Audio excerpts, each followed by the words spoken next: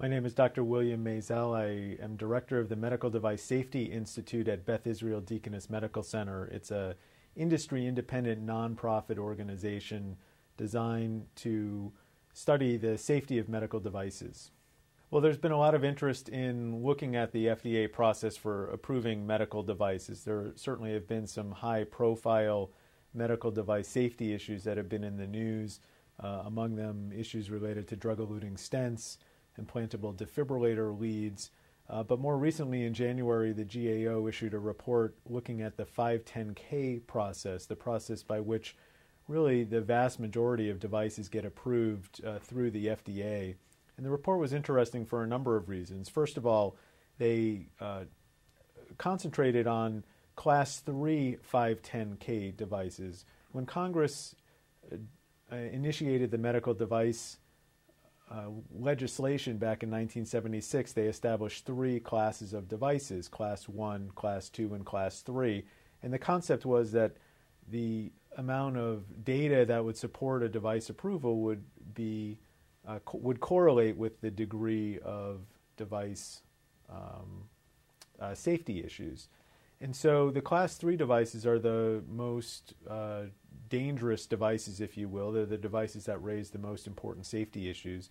And the GAO report noted that there are a number of 510K devices that are still listed as Class 3 when the initial intention of Congress was that these would be Class 2 devices. As an example, automated external defibrillators, which are life-sustaining devices, are Class 3 510K devices. And there have been a number of recalls and safety issues related to these devices over the last 10 years.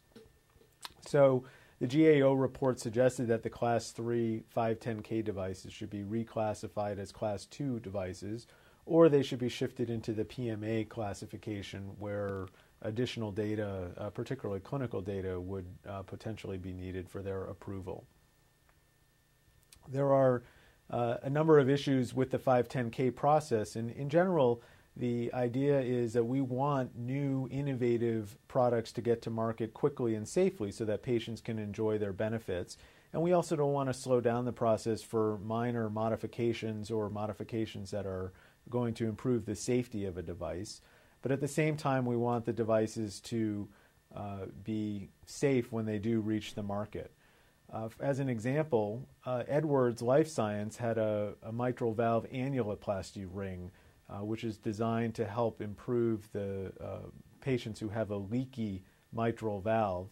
And the 510K process allowed them to modify the device and to market the device without even letting the FDA know. The FDA issued guidance in 1997 regarding the 510K process, which states that if the modification to a 510K product does not affect the safety and effectiveness of the product in the manufacturer's opinion and doesn't change the intended use of the device, then the manufacturer does not even need to let the FDA know that they're making that modification or marketing the device.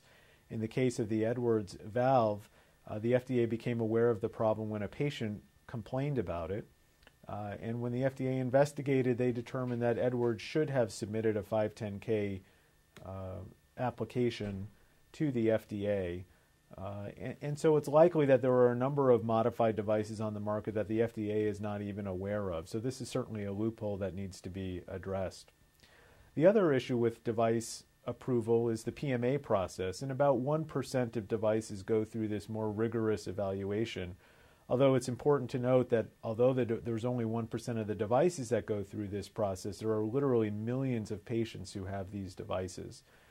Many of the PMA devices get approved by what's called the supplement process, and in fact about 4 out of 5 PMA devices get approved via the supplement application. And again here, the concept was that if a manufacturer has an iteration of a device that's already on the market, the bar shouldn't need to be as high for approving the device because we already know something about the device. And the manufacturer can leverage their prior submitted data for device approval. The problem is that many of the PMA supplement devices are actually significant changes from the original device. As an example, the Medtronic ICD lead, the Sprint Fidelis, which was recalled in October 2007, was approved via a PMA supplement, and there was no clinical data required before device approval.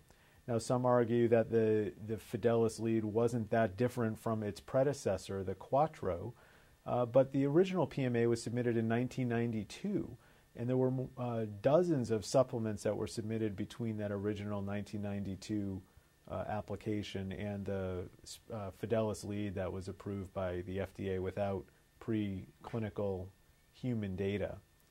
So the bottom line is that there are some holes in the current device regulation process, both in the 510K process and in the PMA supplement process, not to mention the post-market monitoring of devices. And so certainly there are some improvements that can be made.